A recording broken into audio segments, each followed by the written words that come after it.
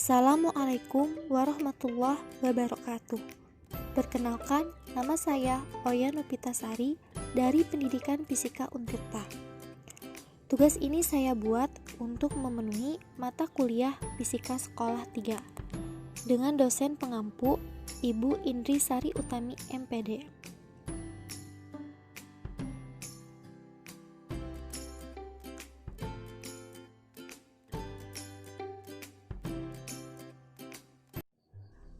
Tahukah kamu, cahaya adalah benda tercepat yang dapat bergerak. Dengan kata lain, kecepatan cahaya merupakan kecepatan tertinggi yang ada di alam semesta. Ya, benar. Sampai saat ini, belum ada teknologi yang bisa membuat kita bergerak secepat cahaya. Karena ketika kita ingin meniru cahaya yang bergerak secepat cahaya, yang kita perlukan adalah sebuah alat yang tidak memiliki massa, sama seperti partikel cahaya dan foton yang tidak memiliki massa. Coba ingat, adakah benda di sekeliling kita yang tidak memiliki massa? Tidak ada, bukan? Karena semua benda di sekeliling kita memiliki massa. Kira-kira apa ya yang terjadi jika suatu benda bergerak mendekati kecepatan cahaya? Nah, pada video kali ini kita akan membahasnya melalui materi relativitas khusus dengan subbab akibat dari adanya postulat. Yuk, simak. Pada video sebelumnya, kita sudah membahas tentang relativitas Newton dan percobaan Michelson-Morley.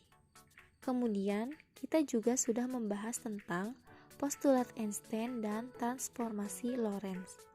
Pada video kali ini, kita akan membahas tentang akibat dari adanya postulat Einstein. Sebelumnya, kita akan mereview kembali materi mengenai postulat Einstein. Pada tahun 1905, Albert Einstein mengajukan sebuah teori yang isinya jika sejumlah pengamat bergerak dengan kecepatan tetap terhadap satu sama lain atau terhadap sumber cahaya dan setiap pengamat mengukur kecepatan cahaya tersebut, maka mereka semua akan mendapatkan hasil yang sama.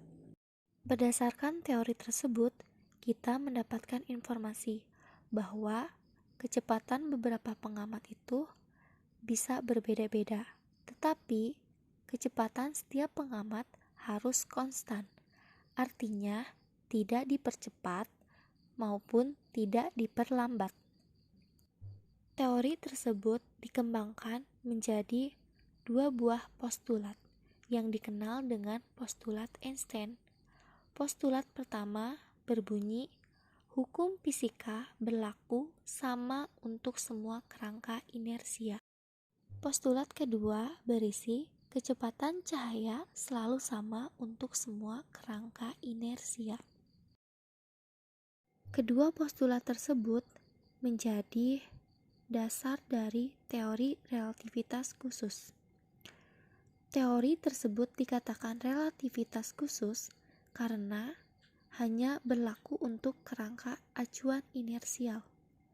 Kerangka acuan inersial adalah kerangka acuan yang bergerak dengan kecepatan konstan terhadap kerangka acuan lain, dan berlaku ketika benda bergerak dengan kecepatan sama atau mendekati kecepatan cahaya, di mana kecepatan cahaya sama dengan konstan,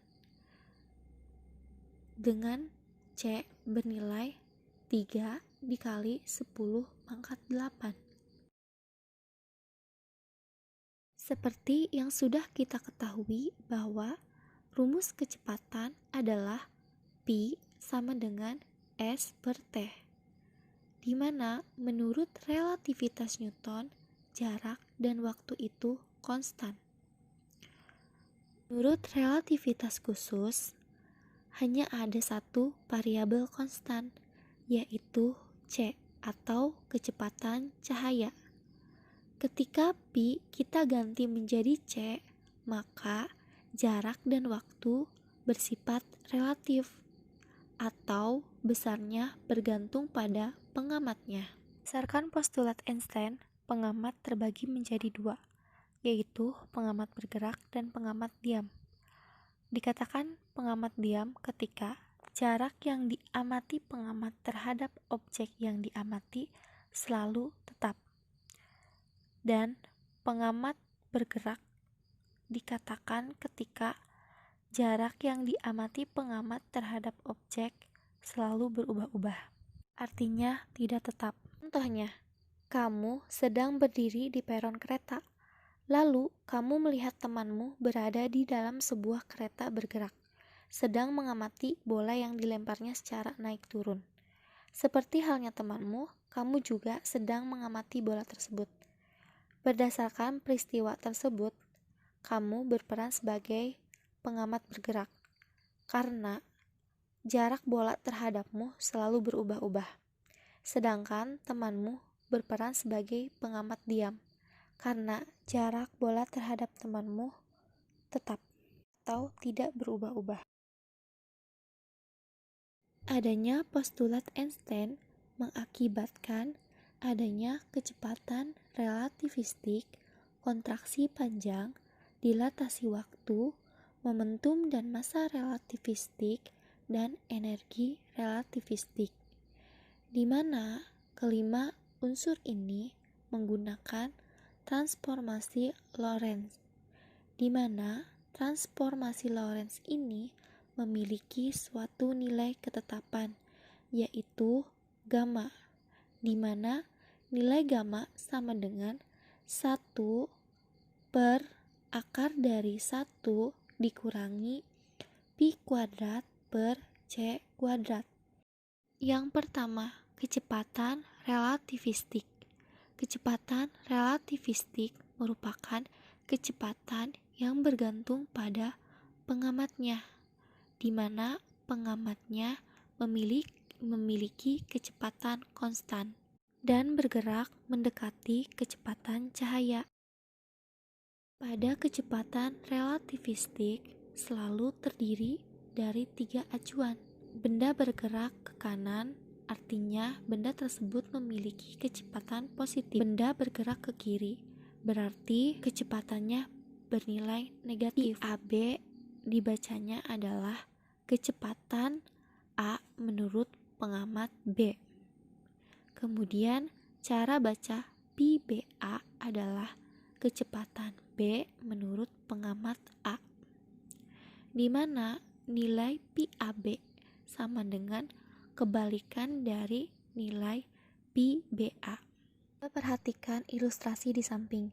Di sana ada sebuah pesawat A yang sedang bergerak dengan kecepatan tertentu, kemudian menembakkan bom B ke arah yang sama dengan arah geraknya. Hal tersebut teramati oleh orang yang berada di bumi, sebutlah si C.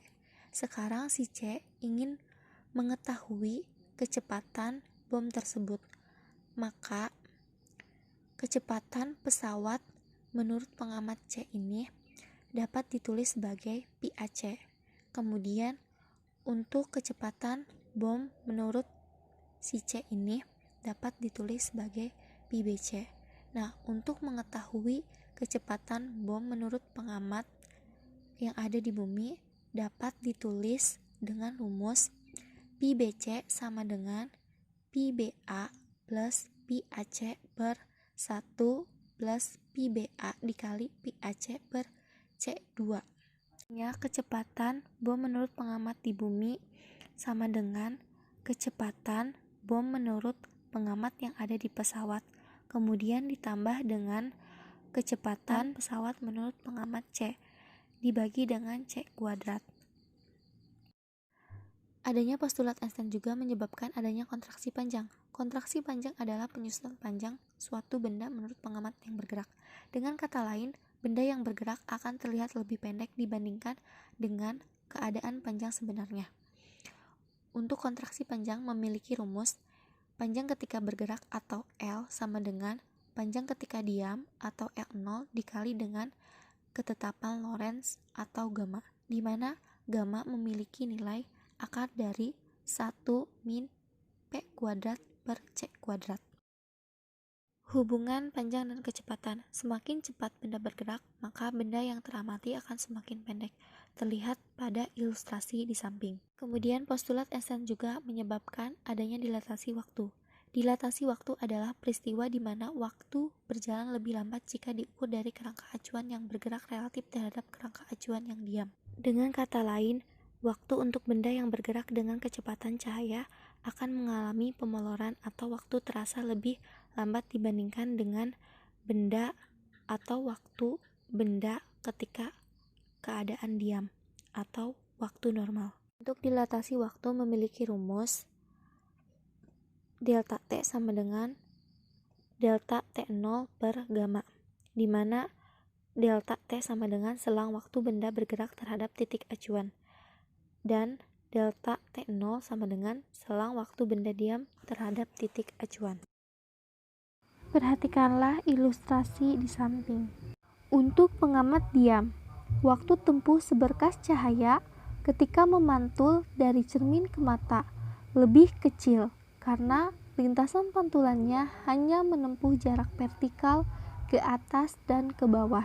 Sedangkan untuk pengamat bergerak, lintasan pantulan cahaya bukan hanya menempuh jarak vertikal ke atas dan ke bawah, tetapi juga membentuk suatu sudut diagonal. Oleh karena itu, waktu tempuh pengamat bergerak lebih besar daripada waktu tempuh pengamat diam. Postulat Einstein juga menyebabkan massa benda yang bergerak dengan kecepatan pi relatif terhadap pengamat menjadi lebih besar daripada ketika benda itu dalam keadaan diam. Peristiwa ini disebut dengan massa relativistik. Untuk persamaannya, yaitu M atau massa relativistik sama dengan massa diam atau M0 dibagi dengan faktor Lorentz atau akar dari 1 min pi kuadrat per C kuadrat. Setiap benda yang memiliki massa dan kecepatan mempunyai momentum. Momentum relativistik merupakan perkalian dari massa relativistik dikali dengan kecepatan, atau dapat dirumuskan sebagai berikut. Pi sama dengan M dikali dengan pi per akar dari 1 dikurangi pi kuadrat per C kuadrat, di mana P merupakan momentum relativistik, kemudian pi sama dengan kecepatan, dan M sama dengan massa relativistik. Pada teori relativitas khusus juga melakukan pendekatan untuk mengetahui energi partikel untuk mempercepatnya dari posisi diam. Energi tersebut dinamakan dengan energi relativistik. Total energi relativistik merupakan penjumlahan dari energi kinetik dengan energi diamnya. Untuk energi total relativistik dapat dirumuskan dengan E sama dengan EK plus E0 atau E sama dengan M0 C kuadrat dibagi dengan akar dari 1 min P kuadrat per C kuadrat dikurangi dengan M0 C kuadrat plus M0 C kuadrat, di mana E sama dengan energi total relativistik, EK sama dengan energi kinetik relativistik, E0 sama dengan energi diam. Dengan energi kinetik, rumusnya yaitu EK sama dengan M0 C kuadrat per akar dari 1 min pi kuadrat per C kuadrat dikurangi dengan M0 C kuadrat. Kemudian energi diamnya yaitu E0 sama dengan M0 C kuadrat. Energi diam atau energi massa diam dari sebuah partikel adalah energi partikel tersebut pada saat tidak bergerak relatif terhadap sebuah kerangka acuan inersial. Ini ada sebuah contoh soal. Sebuah pesawat panjangnya 10 meter dalam keadaan diam. Apabila pesawat tersebut bergerak searah dengan panjangnya dan memiliki kecepatan 0,6, berapakah panjang pesawat tersebut saat bergerak? Untuk penyelesaiannya, kita tulis diketahui dulu. Yang diketahui pada soal yaitu panjang diamnya atau L0 sama dengan 10 meter. Kemudian kecepatannya yaitu 0,6 C. Kemudian yang ditanya adalah panjang ketika bergerak atau L. Untuk menjawabnya kita memasukkan rumus L sama dengan L0 dikali dengan akar 1 min pi kuadrat per c kuadrat. Kita substitusikan L0 dengan 10, kemudian pi dengan 0,6 kuadrat, kemudian dihasilkan L sama dengan 1 dikali dengan 0,8. 0,8 ini merupakan hasil dari akar 1 dikurangi 0,6 kuadrat dibagi dengan c kuadrat. Maka L sama dengan 1 dikali 0,8 sama dengan 8 meter. Maka panjang pesawat tersebut ketika bergerak yaitu 8 meter. Nah, untuk mengetes seberapa besar pemahaman kita, di sini ada sebuah latihan soal yang terdiri dari soal 1 dan 2. Silahkan dicoba. Teori relativitas khusus ini diaplikasikan pada sistem GPS atau sistem navigasi berbasis satelit. Satelit yang digunakan GPS tersebut bergerak sangat cepat di orbit. Kecepatannya mencapai 10.000 km per jam.